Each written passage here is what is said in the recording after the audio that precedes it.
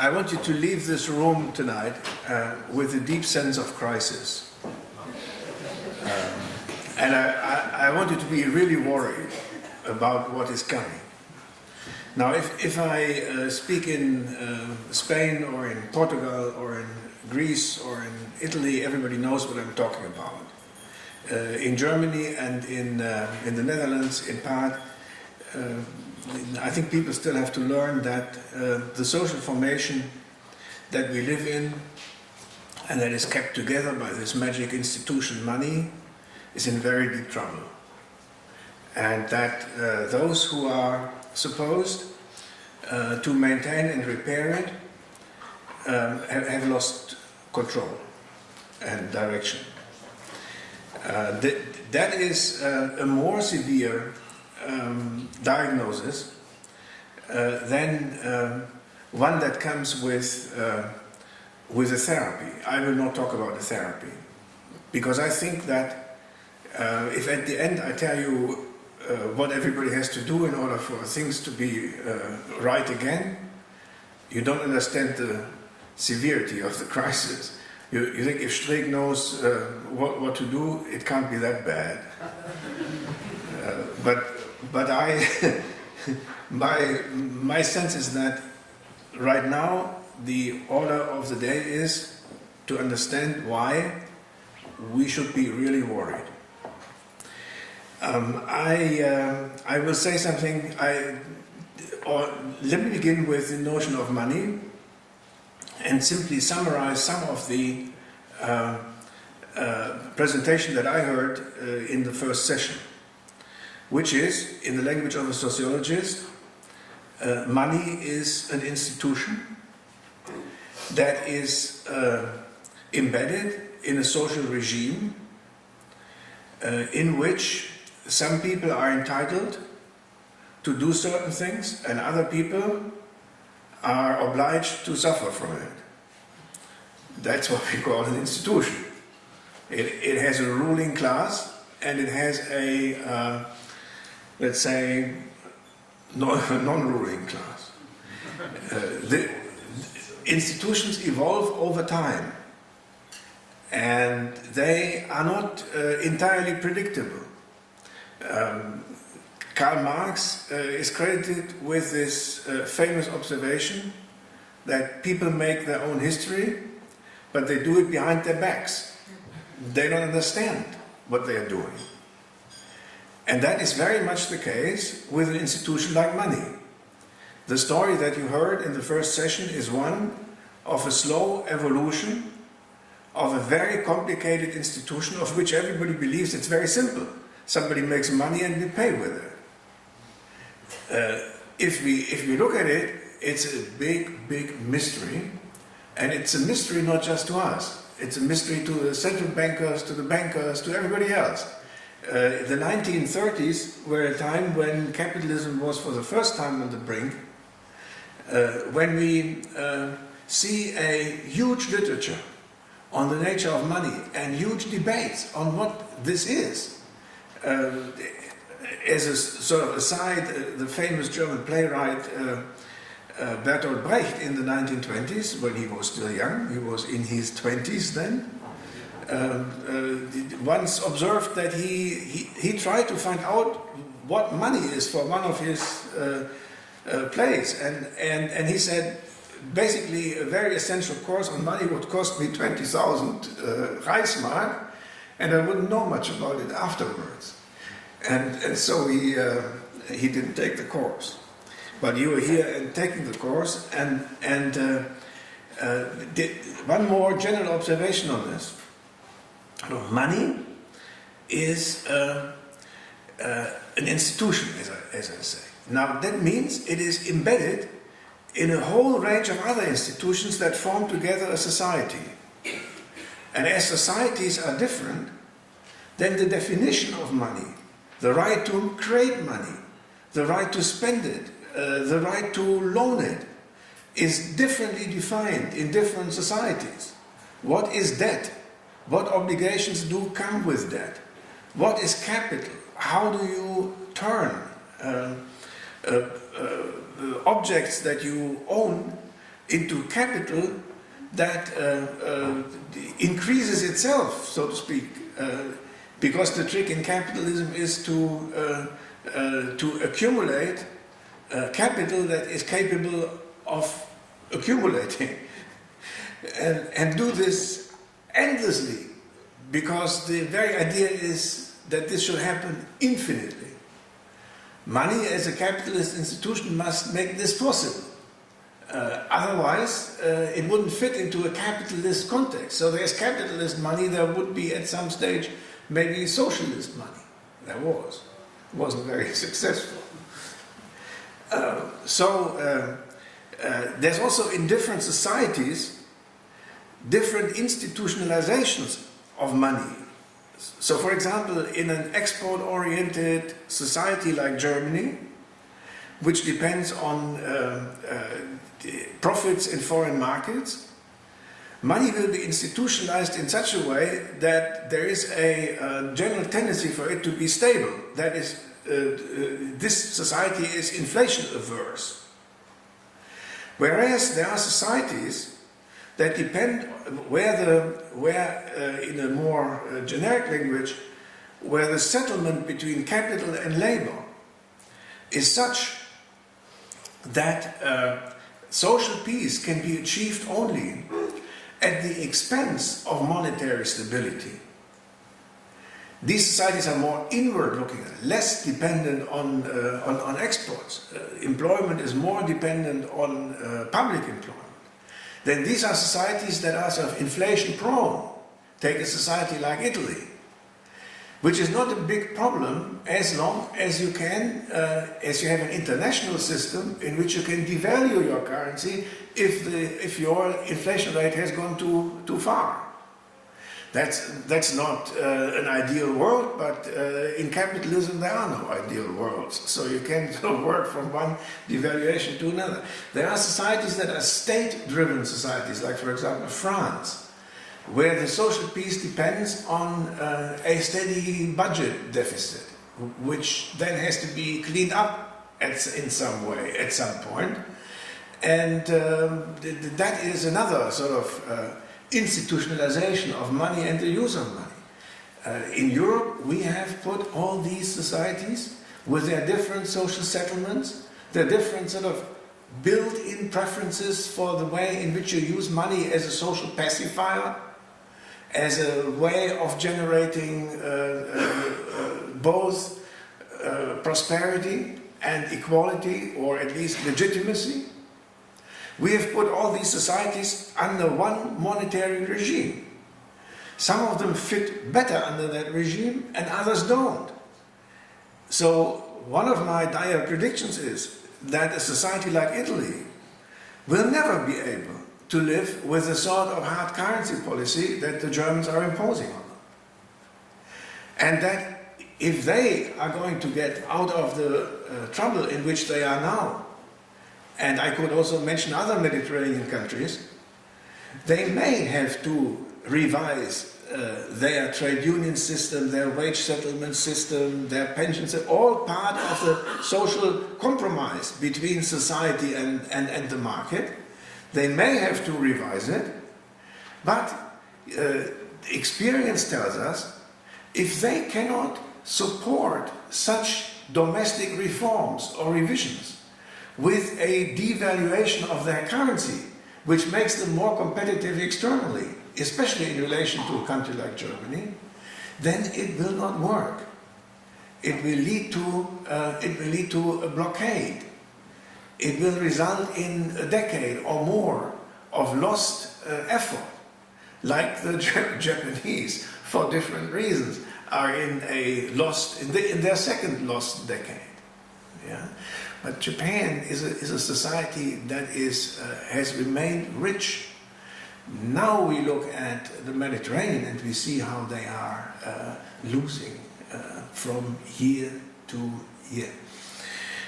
So the way money is institutionalized in a society is an important characteristic of that society, and it differs from society to society. And it has to be, and that's something that you can take from the So general historical exposition that you've heard, money cannot govern the society, but the society creates money for its needs. It goes the other way around.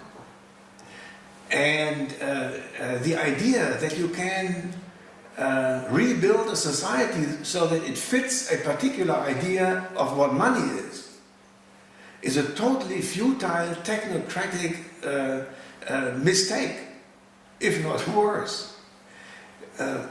Money has to be defined in such a way that it can fit into the needs of a society. It is secondary, not primary. But in capitalism, of course, everything gets turned upside down. The means becomes the end, and the end becomes the means. And that is something that we observe. We cannot hope to control this animal completely. This animal has a life of its own. But we can at least try to define the parameters. You could also say the cage in which we keep that animal in such a way that it is halfway safe and we can halfway control what is happening with it. That was my short introduction. I spent almost half my time on it. And now what I'm going to say is I want to explain the title of my presentation, and then I'll walk you through 4 points.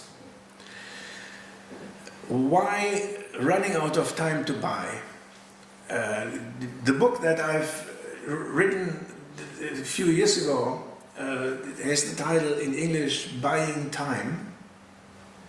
And this is sort of an English expression that is metaphorically used for if you try to put something off into the future.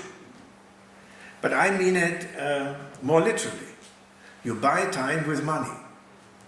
And I will show you in the first part of my presentation the OECD capitalist economies, all of them, sort of used money in different ways to put off the day of reckoning. And the day of reckoning is the one when the question will have to be raised, who is the class in these societies that is going to govern the other class? What is the economy good for? For some people piling up enormous fortunes and leaving other people behind in our society so that they lose contact with the rest of the civilization. And in the Mediterranean countries, you already see this works itself into the middle classes very fast. How we buy time to put off the day of reckoning. And the question is, this is the hidden claim in this title, that the means of buying time are becoming exhausted. What do we buy time with? With money. And my first point is, I want to show you very briefly the crisis segments. Since the 1970s, the capitalist economies of the West have not been in equilibrium.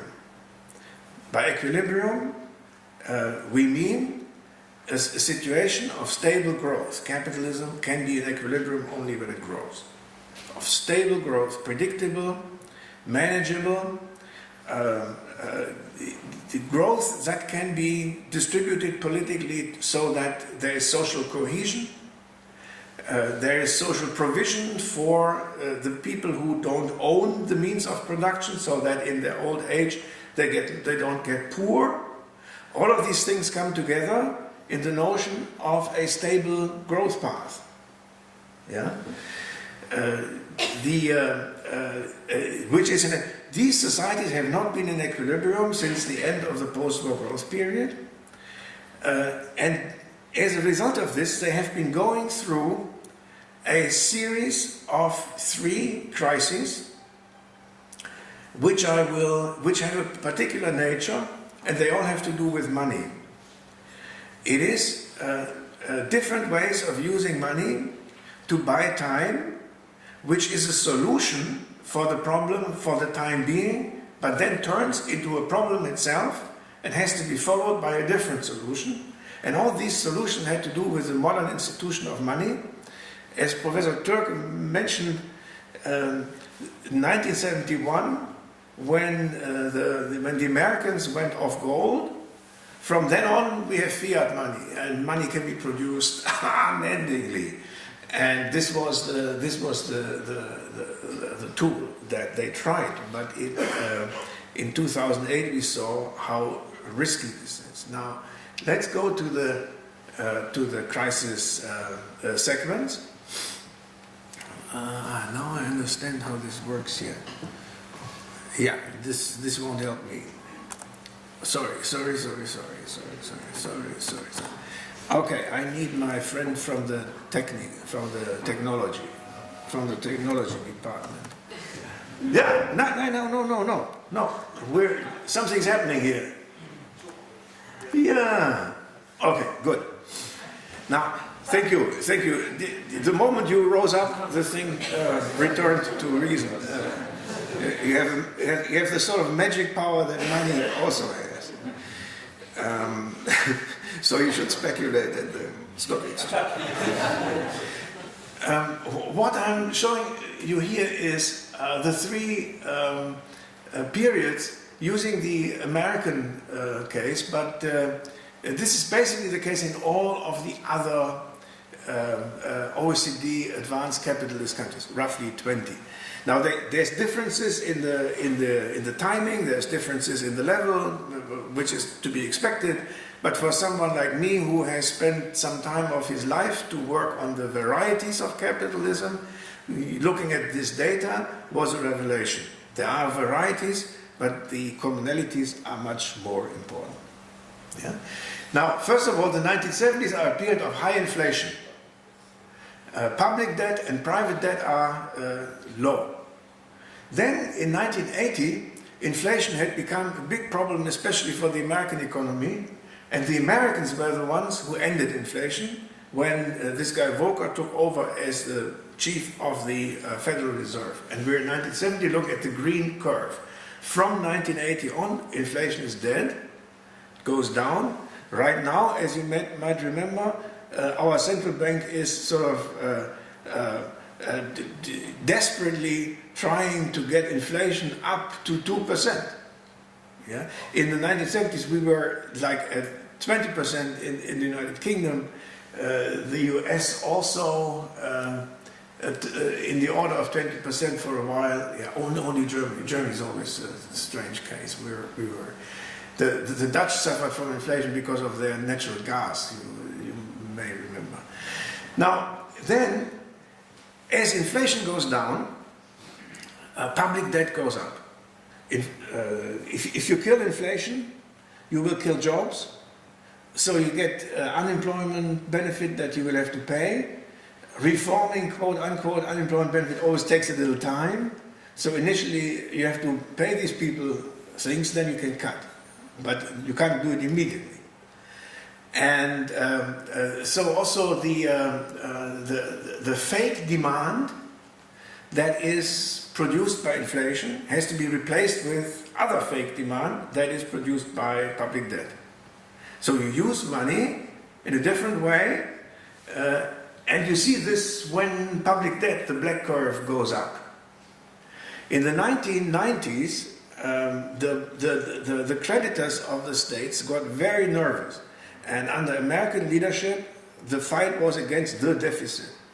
That was quite successful consolidation policy, basically because of cuts in the social welfare state. However, the demand that disappeared at this time had to be replaced, and there was also the general growth problem that wages didn't increase anymore. So people had to be given some sort of fake money of the third kind, which is private debt. And so you see the deregulation of the private financial sector comes up, and up to 2008 it shoots up, whereas states consolidate their finances. Then next, after 2008, basically what happened was that the bad debt of the banks was sort of turned over to the states, and public debt goes up again. The model here is of the first three periods, solutions turning into problems. Inflation is a solution for a while of the distributional conflict, then it becomes a problem itself. Public debt the same, private debt the same, it becomes a big problem in 2008. Now we're in phase 4. And I want you to be really concerned about phase 4.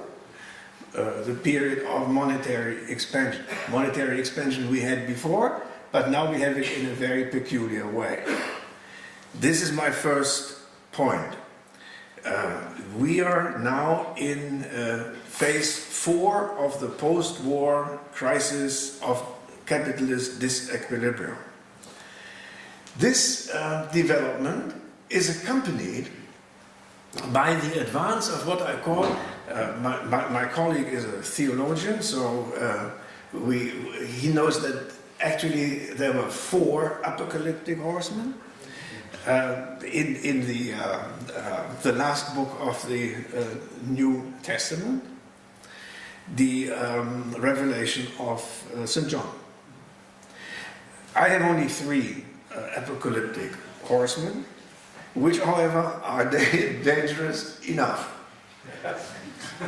One is declining growth. Declining growth is, as you see, what we do here is we again take all the OECD countries and we look at 5-year sliding averages in order to even out sort of short-term fluctuations. And you see how coming out of the 1960s, when we were at an average growth level between 4 and 5, we're now really going down since the beginning of our century. And we're going down even more if, in the meantime, the chief mechanics of the capitalist system admit the last high point here was fake. Because this was the result of the financial deregulation, and it was basically a big bubble. So this is the first horseman. The second is rising inequality, and again it covers the entire world of the OECD countries. There's sort of some countries less, others more. Sweden is a champion in the last 15 years in inequality, in the increase in inequality. Of course, the Americans are out of competition here. They win hands on. And then at the same time, growing indebtedness. That is something that is also, I use the American figures because essentially in Europe we have to recognize that our economic fate depends on the United States, basta. Yeah? We make a few little things in addition, but here's where the action is. Yeah? In the United States, we see that in 1970, the total debt of this economy, public, private, the manufacturing industry, the financial sector, was roughly 4.5 times the gross domestic product. Yeah? Now it's more than 9 times the gross domestic product. And the most astonishing thing, which also holds for the averages incidentally, is that this increase is basically steady. So we have Richard Nixon, we have whoever came after the guy, Ford and Carter and all these people, and it doesn't make much of a difference. It keeps rising and rising and rising. It's like a scary movie. Yeah? Outside, you look out of the window and you see the thing is growing. You look. You feel better if you don't. So these three horsemen have a strange relationship with each other. They reinforce each other. High debt makes it very difficult to restore growth. Because if everybody is indebted, you can't give them credit. But you need credit for it. So you get all the capital stowed up in the financial sector and nobody can take it or nobody will be given it. Indebtedness reinforces the decline of growth. Low growth reinforces inequality. Because if there's little growth in an economy, those at the top will fight harder to get what they think is their due, and they will not be willing to make concessions. After 2008, there were years in the American economy when the entire increase in the gross domestic product went to the top, not 1%, to the top 0.01%. Yeah? It's just a big robbery. It's just a big ripoff. Declining growth reinforces inequality. Inequality makes growth, impedes growth. Why? Because the money sits up there, they don't know how to spend it. Those who would spend the money, either local communities or poor people or people like us in a sense, yeah, they don't get the money. So the Keynesian problem comes up here, there's no effective demand. The more inequality, the less effective demand. But if you don't have the tools, the institutional tools to redistribute in a society, indicated by the increase in inequality, you cannot produce demand at a level that leads to growth. So this is my second point.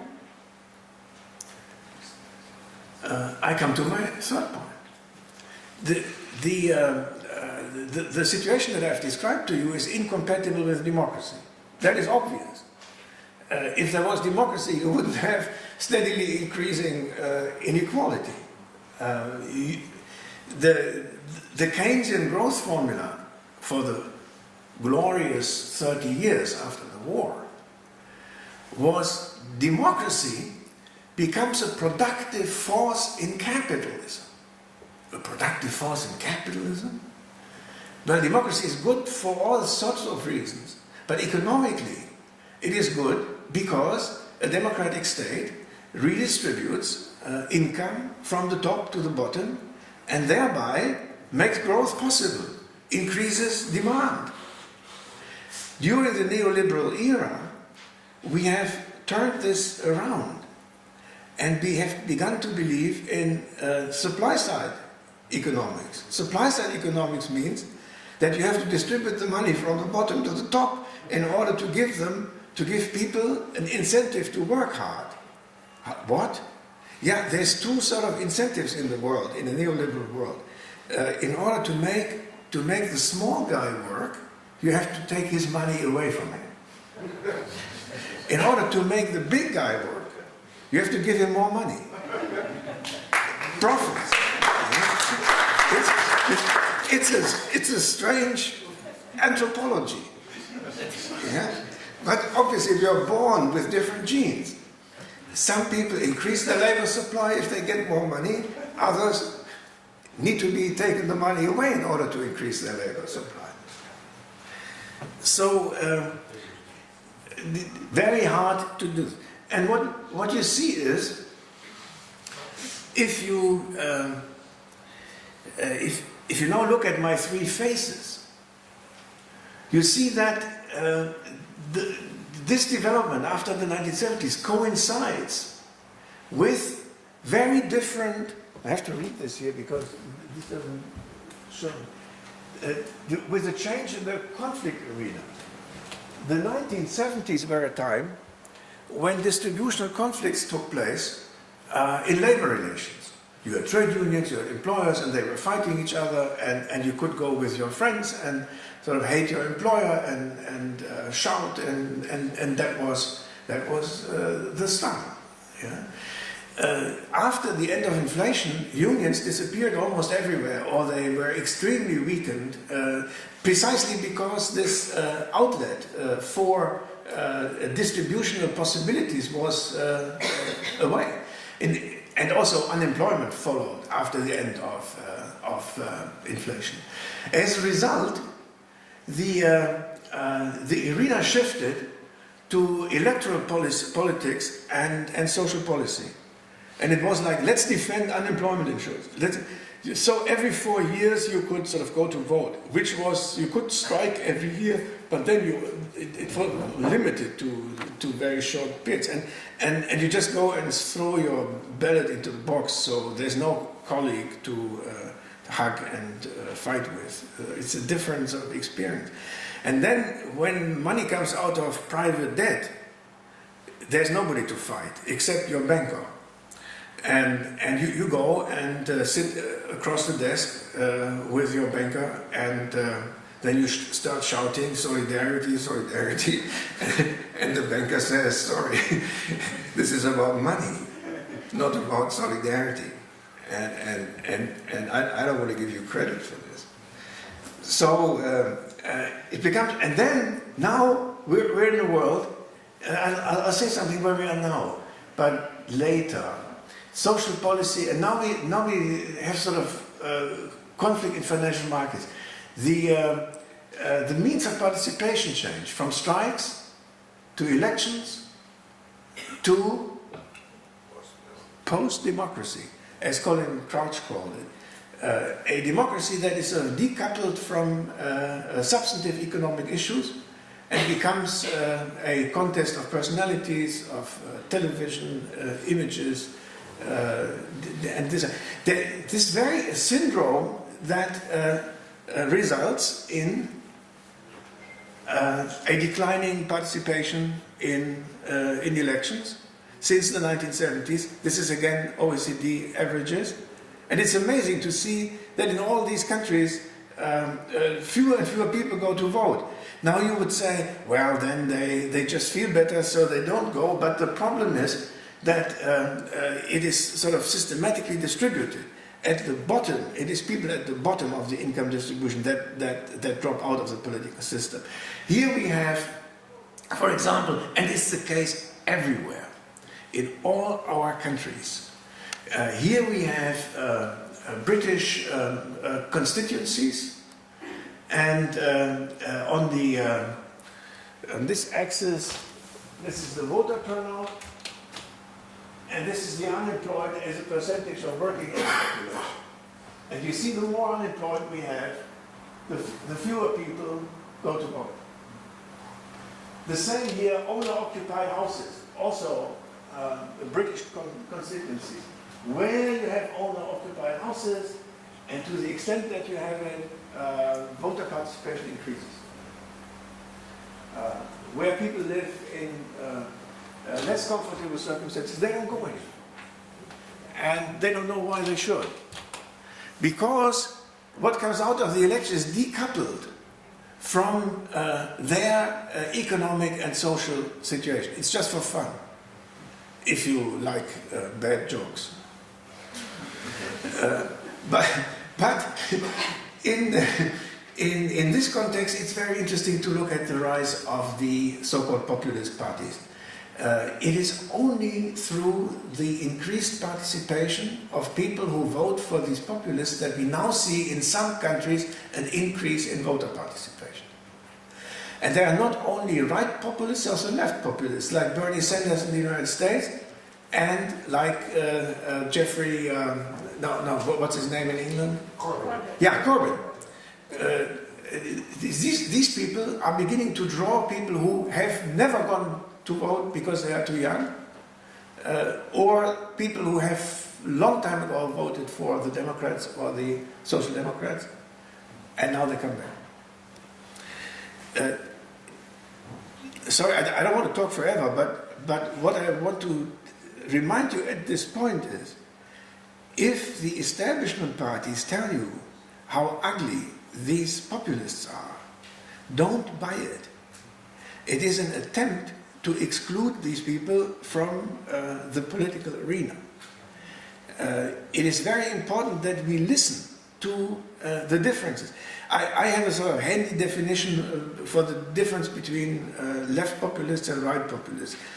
Left populists hate the elites and nobody else, whereas right populists hate the elites, but they also hate someone other, like Moroccans or whatever. But they are both sort of united in one thing, and it's very important politically not to forget this. Yeah? So now, just sort of as a morsel, so that you see something interesting, and then I'll come to the final point. This is an American political scientist named Jeffrey Winters, who works on oligarchy.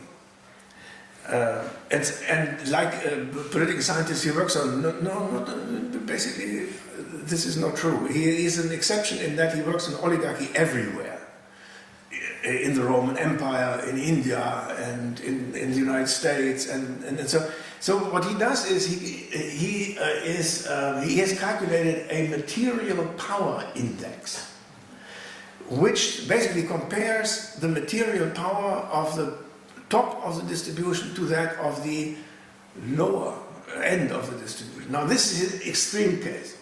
You take American property, fortune, wealth of the top 100 taxpayers, that's the uppermost line, and compare it to the bottom 90% of taxpayers.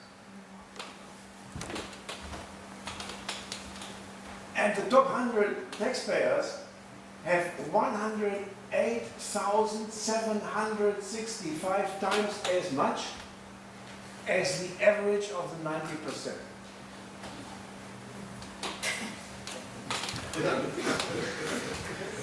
You can congratulate them. Not only do they live a completely different life than other people, which we cannot imagine, and there's very little research because they don't talk to you. Yeah. Not only this, but this money is so much that they can, as Jeffrey Winter says, now first of all, he says that's basically the relationship between a Roman senator and a slave at the height of the Roman Empire. Yeah?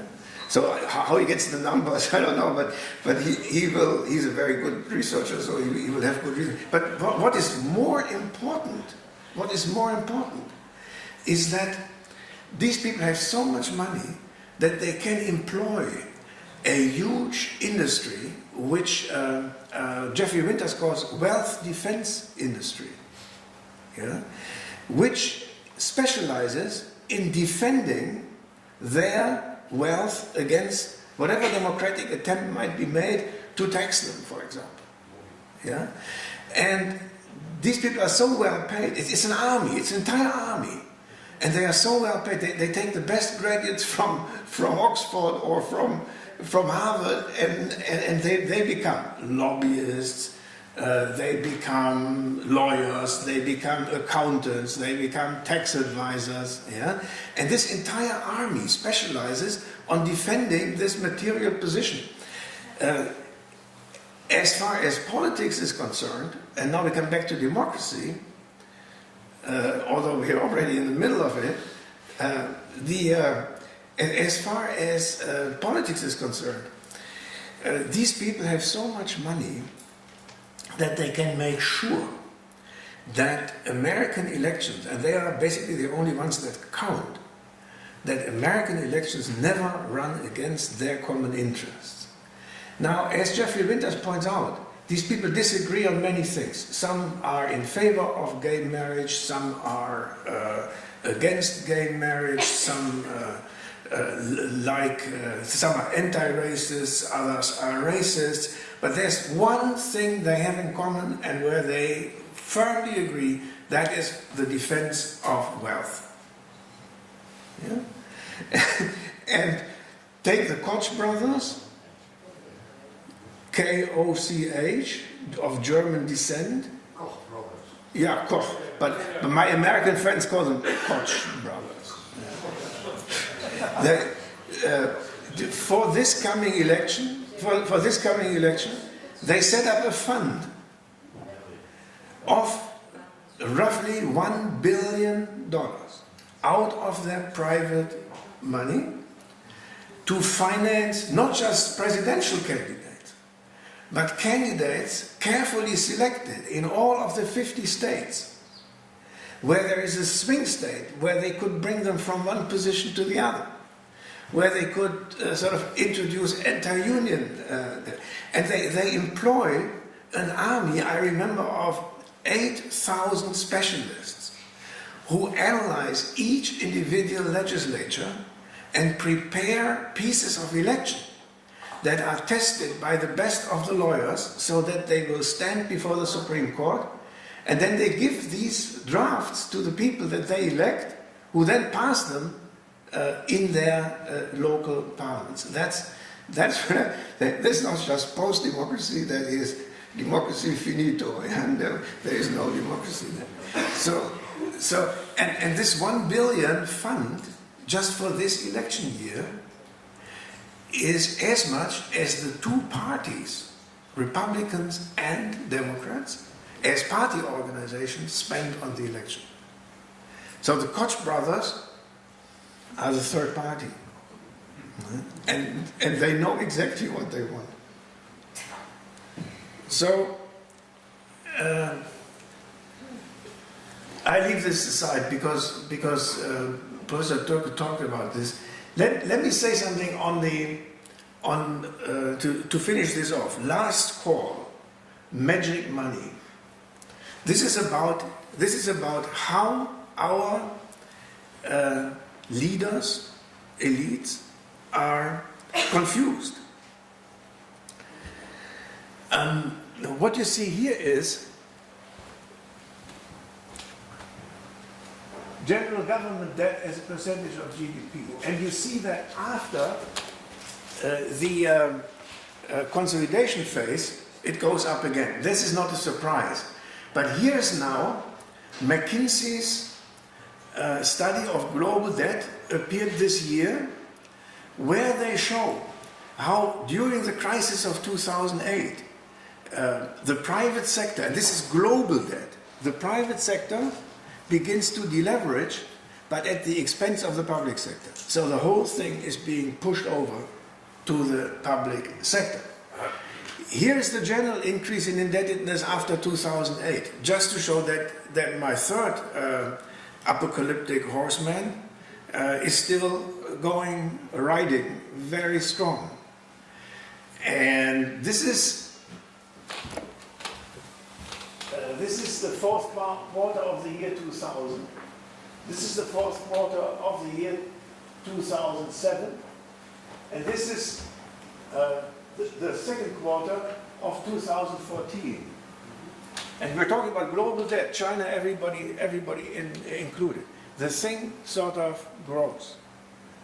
You look out of your window in the morning and you see it has gotten bigger. It's like in a very bad movie. So how do they do it? And in part they do it by the central banks absorbing debt in the form of public assets. Suddenly the assets, the balance sheets of the central banks are beginning to grow, because they are buying debt, bad or good, from governments, private sectors, whoever, and pay them cash for it. This is how they make cash. And here we're in 2007, where we were roughly at about $8 trillion total central bank assets, and since then we've gone up to 13 trillion, and Mario Draghi's magic money-making operation is not yet included here because it began later. Yeah? This is statistics from the Bank of International Settlements, which is the central bank of the central banks, which is totally concerned about this, but they can't control their friends because they have to do something. And that's the one thing that they still think they can do. Phase 4, last call, monetary expansion, public austerity, central banks becoming the rulers of last resort, and what is the form of participation. Nobody really understands what these central banks are doing. It's very, very hard to organize a demonstration before the European Central Bank Council meets. Sometimes you think they themselves don't know what they are doing. And in fact they aren't. Because they are now running this, this asset building project, trying to increase inflation. Nothing moves. Nothing moves. Up to the present time, they could have given 4,400 euros to each grown-up European, which is the equivalent of the money that they gave to the banks to buy their bad debt. That would at least have sort of caused some demand, although if you are highly indebted, as many people are, you would take this in order to pay off your debt, then it wouldn't help. Yeah? So now our governors are beginning to think about very strange things, frivolous experiments, central banks as rulers of last resort, negative interest rate policy, something a few years ago people have been talking about, but nobody thought it would ever happen. Now it happens on us. Helicopter money. Those of you, Milton Friedman invented this. He thought that if normal fiscal and monetary measures don't work anymore, you take a helicopter and take $100 bills and fly over and throw them to the people. The people come, spend them, everything is fine. Yeah? That's helicopter money. Now they're seriously thinking about helicopter money in Europe. The only problem they have is you can't sort of throw the stuff from the sky, because they also want to eliminate big banknotes. Why do they want to eliminate big banknotes? Because in order to bring the interest level below zero, when you try to do this, you get to a point where people would rather keep banknotes rather than take their money into bank accounts. Then they will ask for banknotes. Now, what do they do with the banknotes? They will have to put them into safety vaults. Yeah? However, the 500 euro bill, if you take 500 euro bills, you would need fewer safety vaults than if you have to take 100 euro bills. So they want to take the 500 euro bill out of circulation, because then keeping this in safes would be more expensive. If it gets more expensive, you can lower the negative interest rate further, to the point where it becomes more attractive to even use $100 euro bills to stash in those things. This is not something that some sort of comedian invents. No. It is a really existing discourse. Now, I conclude by saying this, going back to the lecture on money that you heard. One could describe, or try to describe, the history of money as a period of increasing sort of symbolization of money, as opposed to, or abstractification, from a cow to a bank account. Now suddenly we seem to be back at the beginning. It's a sort of rematerialization of money that they are afraid of, namely people put the stuff into safety vaults. So that has to be forbidden, because otherwise our rulers can no longer try to fight the three horsemen. My prediction is that they are not up to the task. Thank you.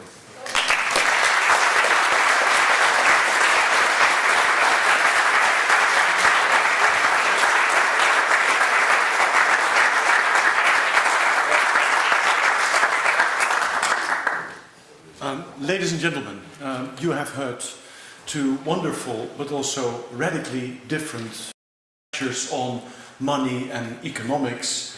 Although there are of course similarities, what is quite striking is that both speakers actually used quite often religious terminology.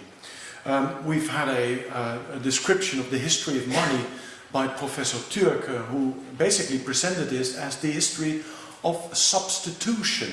Substitution of what? Some sort of primeval horror, he called it. The second lecture by Professor Streeck talked about buying time in order to ensure that the day of reckoning doesn't occur. The day of reckoning could, of course, be framed as some sort of class-based horror again. I can imagine that after listening to these two lectures, you will have a lot of questions. So this is your chance. We're going to do 15-20 minutes Q&A, depending on the amount of questions available. I would suggest that we do this by basically collecting 3 questions and then give the two speakers each the chance to pick from those questions what they like and leave aside what they don't like, and then we move to a second set of 3 questions. Okay, so this is your chance. Hi, yeah, I had a question for Professor Streeck.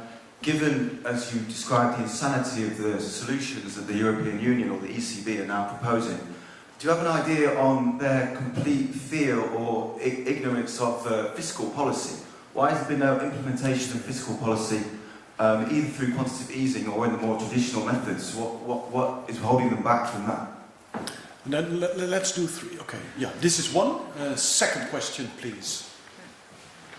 Oh, yeah.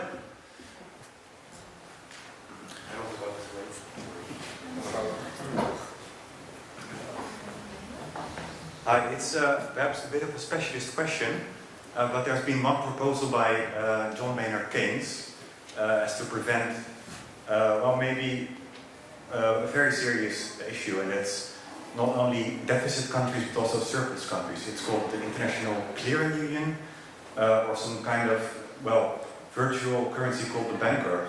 And it will certainly not solve everything, but is there a possibility for the Eurozone to actually implement this kind of idea to at least solve some of the problems we're facing? Okay, clear question. The Bancor, an idea by John Maynard Keynes as a solution for surplus and deficit countries and the need to rebalance again. Third question? Yeah, I have a question because at the end of the presentation there was a reason given because of the phasing out of paper money and that like the cheaper or the more expensive bank vaults. But I have a question because the way I see it now is that it's phasing out base money because we left the gold standard and then went to a fiat paper standard, harkening back to the first presentation. And now we're still on a base money, paper money standard, and it's phasing out the base money as a way to just go digital completely. And that taking away $500 bills is a way of managing risks because it's easier to take away a lot of money from the bank in base money with $500 bills instead of taking out $10,000 in $10 bills. Okay. Bills. So basically another step in the history of substitution. Yeah, exactly. Yeah, from paper to digital. Speakers, it's up to you to... yeah, Wolfgang, you first. Periods in which we had high government spending were not periods of growth. Quite to the contrary, in the long run, they were periods of decline. In that sense, there's good reason not to be too optimistic about fiscal expansion creating growth. In my view, this really problem is not that states should borrow more, but the problem is how do you get the uneven distribution of the social product corrected so that small people can again spend money.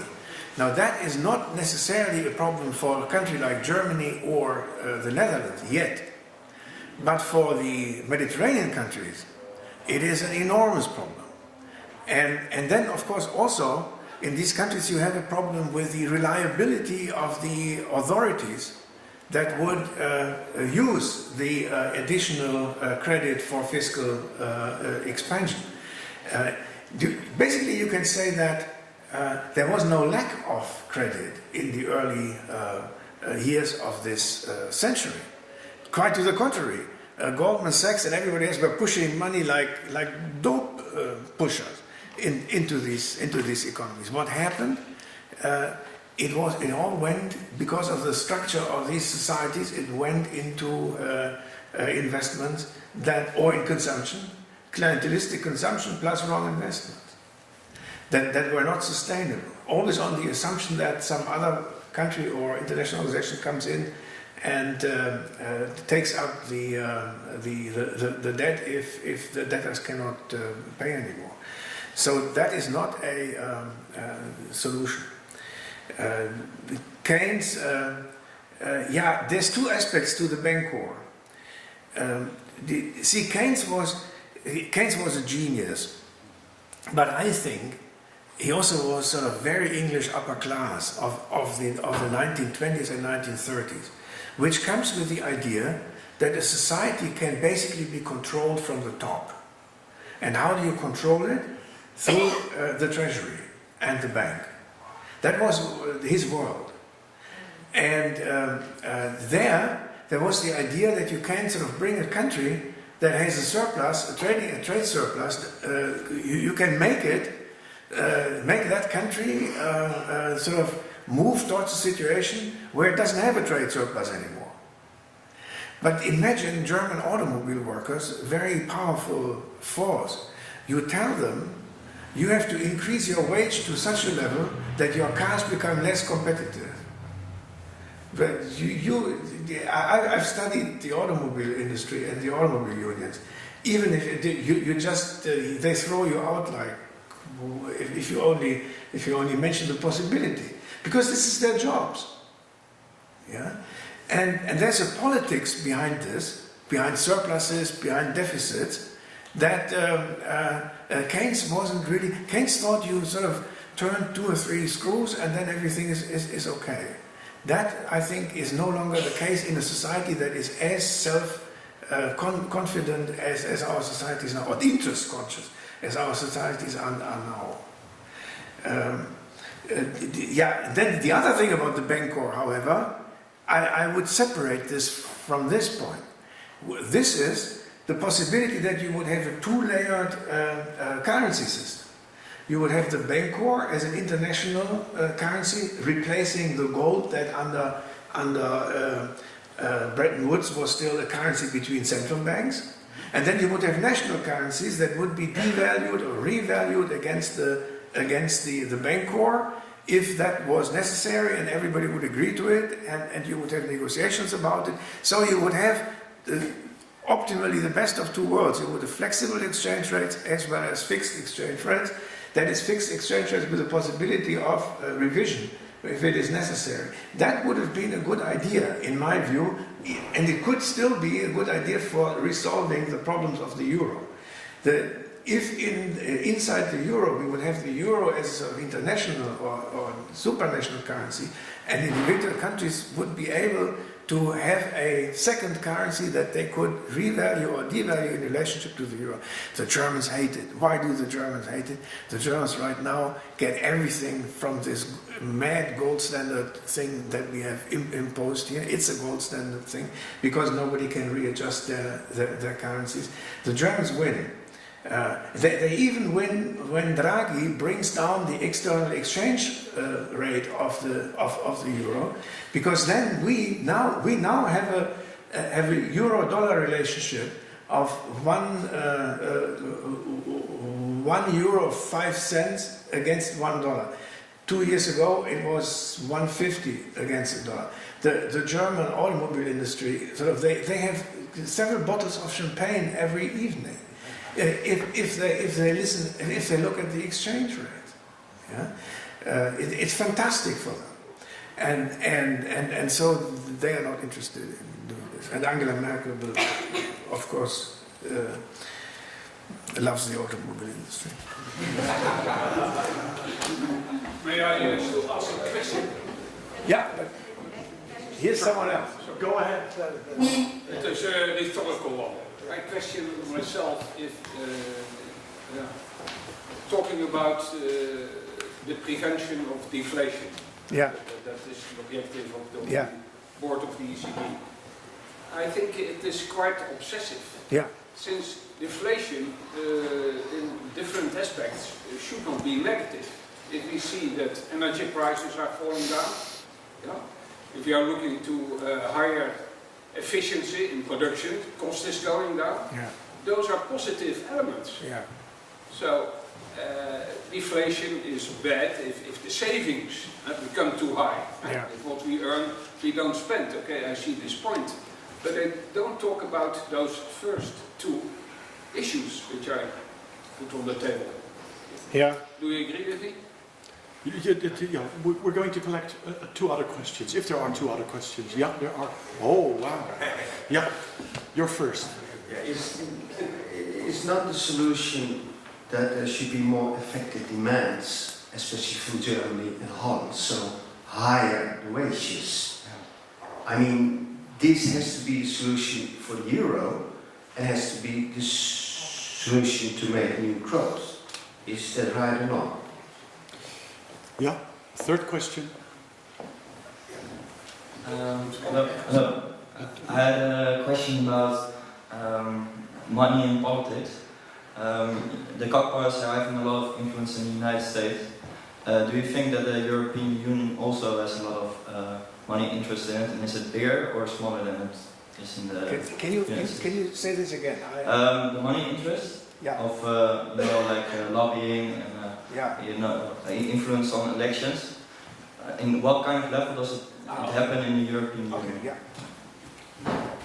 Shall we simply continue, Wolfgang? Is that okay with you? Yeah. Yeah. Or would you like to take this set and then we go This to set another set? and then we go to another set. No, Europe has different electoral systems. Parties still collect dues from their members, although this is declining. And then you have public financing of political parties, which has its problems, but parties are less dependent on private funding. And also, I must say that our oligarchs, to the extent that they exist, know very well that the job has to be done in Washington. Yeah? As long as the American Senate refuses to support the Piketty tax, so to speak, the thing that he invented, like the general wealth tax, you don't need to influence French elections for this. All you need is the American Senate. And the Koch brothers are taking care of this. Yeah? So this tax will never come. Simply because the Americans say, friends, this is American sovereignty, we can do what we want. Deflation.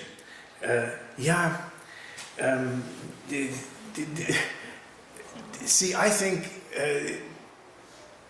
as I said at the beginning of my presentation, I don't feel like I should think in terms of solutions. I think in terms of dilemmas.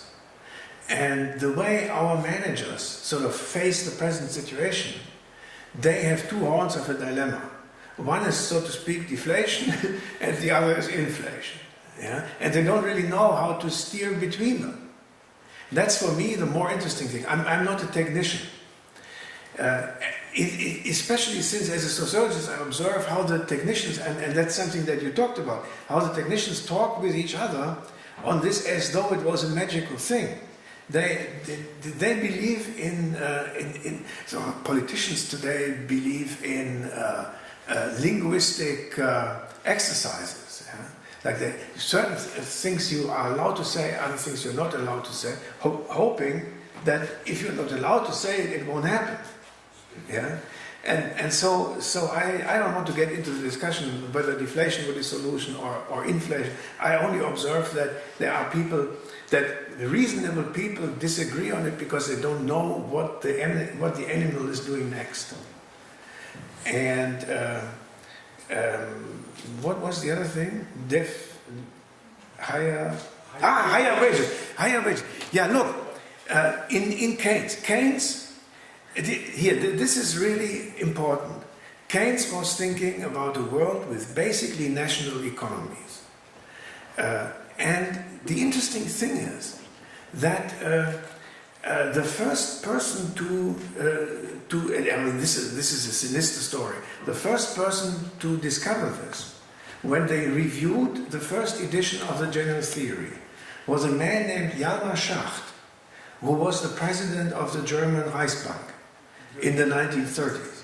Right? He wrote a review of Keynes's book in one economics journal, where he said, a beautiful, wonderful book. This man is a genius, and he really understands the problem, except for one thing.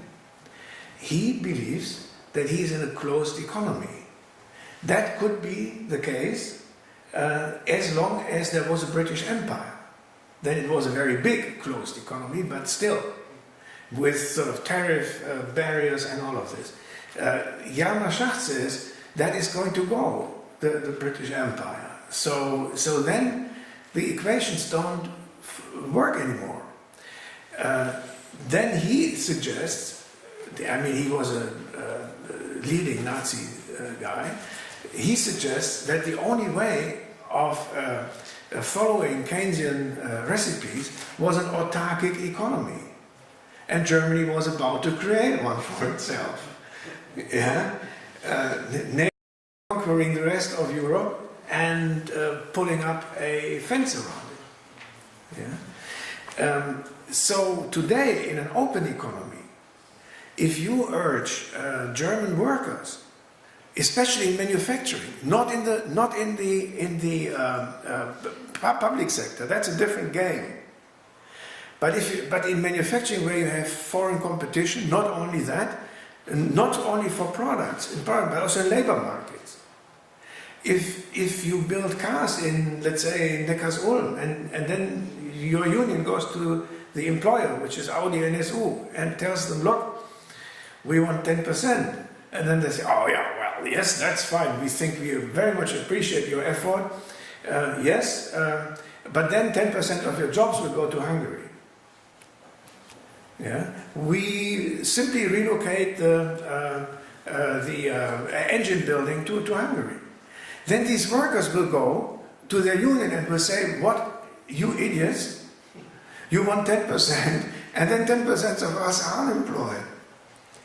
This is the explanation of the strange wage moderation of German, previously very militant metal workers, beginning roughly in the late 1990s. Because there were all these places like China, Hungary, where you could produce whatever you wanted to produce. And transportation costs are zero today. Yeah? You can build the entire engine in Hungary and then simply ship it to Neckarsulm and build it into the car. This is the problem that Keynes didn't face. Because Keynes was thinking about the domestic economy, where, for example, an economy of miners, of workers in the harbors of England, these were the most important trade unions.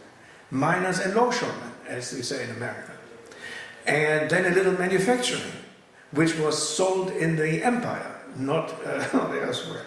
There you could easily get them, well, guys, come on, increase your wage, and then you can buy more foreign products, and our balance of trade will be restored. No longer. Sorry, may I rephrase I'm going to cut you off. You have a long answer on the question about wages. Final questions, and I would like to press the audience to be as brief as possible, and then the two speakers have the final word, and then we wrap up. Is that okay? Yeah. Thank you. Yes, the last two words of your sheet, mass protests, the question mark, they are not happening. And the theory behind that is that the mass media are controlled by the big powers and they keep the people quiet. So we have to wait for a revolution or self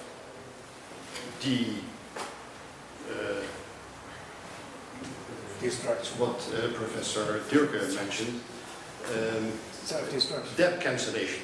Yeah. Huge wealth and debt cancellation voluntarily, Yeah. because governments won't do it. What do you think about that? Because the Jubilee movement, the Jubilee movement is 20 years or so. I know. Nothing happens. He will answer to this. Graeber also. Yeah. Let's do the second question and then Yeah. we're, Sorry. then we're done. Okay, thank you. I would like to talk about remedies for the sick economy. What do you think about time banking, circular economy, community currencies? Make the children, the young children in the primaries and secondaries, make aware of the debt and interest slavery, for instance? Because money is a tool, it is not a goal.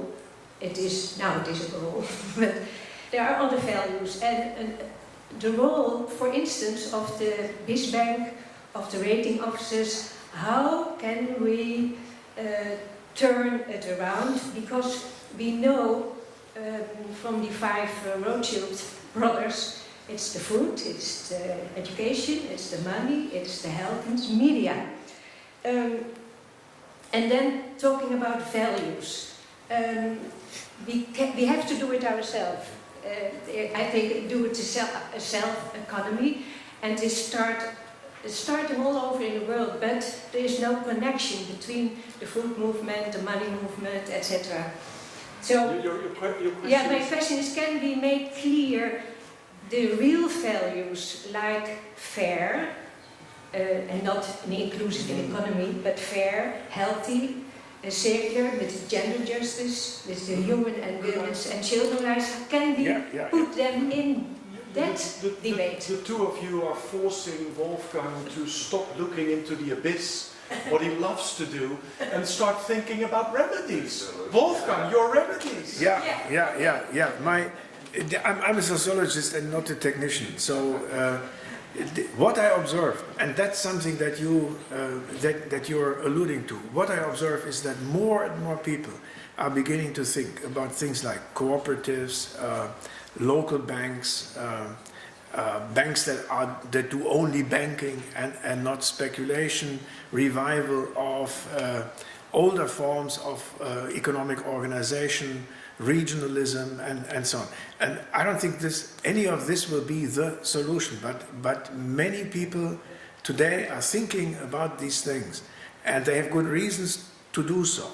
And out of this, maybe something will grow. My pessimism, as my chairman calls it, is simply that I reckon that there will be a long time of discourse, of trying to be inventive, rediscovering old ways and modernizing them. A long time for an active society sort of trying to reorganize itself, because our elites won't do it. And what we will have to hope is that sort of no meteoric accident happens, like another blowing up of the economy, like in the 1930s. So that you have a little more time, let's say 20 years, for people to begin seriously to think about a non-capitalist organization of a modern economy. He will not allow this. And on the revolution, that's my answer to you too. The Jubilee is a good. Is an interesting thing. You have to win the American government to cooperate. But of course, you can always dream of... Barack Obama drew 40% of his election funds from Wall Street, just to let you know. Yeah? And it's not just the banks. It could also be today, after we have reformed our pension systems in the early 2000s, I think here too, but certainly in Germany and elsewhere, then now a large part of your pensions depend on money invested by banks. Yes? And if these banks have to be reorganized, then something enormous will have to be done by governments in order to make sure that the rich lose their money and you keep it. That would be the first time in the history of mankind that such a thing happens. Okay, one final word by Professor Thury, and then we're done. We're going to done. Otherwise, we're going to get kicked out. Well, the paradox is that all this takes time, and on the other hand, we don't have time. That's the paradox, and that's why all your questions seem to tend to the remedies. My colleague is the much better address to answer to it, although he says nobody of us will be the world's doctor or a prophet. And my job was only to open a very general perspective, talking about the origins of money, the actual state of money, and the touch of two extremes, that is, the Paleolithic and the microelectronic money. And to get out of this impasse, nobody has perfect remedies, and everybody seeks to get out. And well, we only have hints, possibilities, perspectives, but we have to go. We have to continue to think of them. Thank you.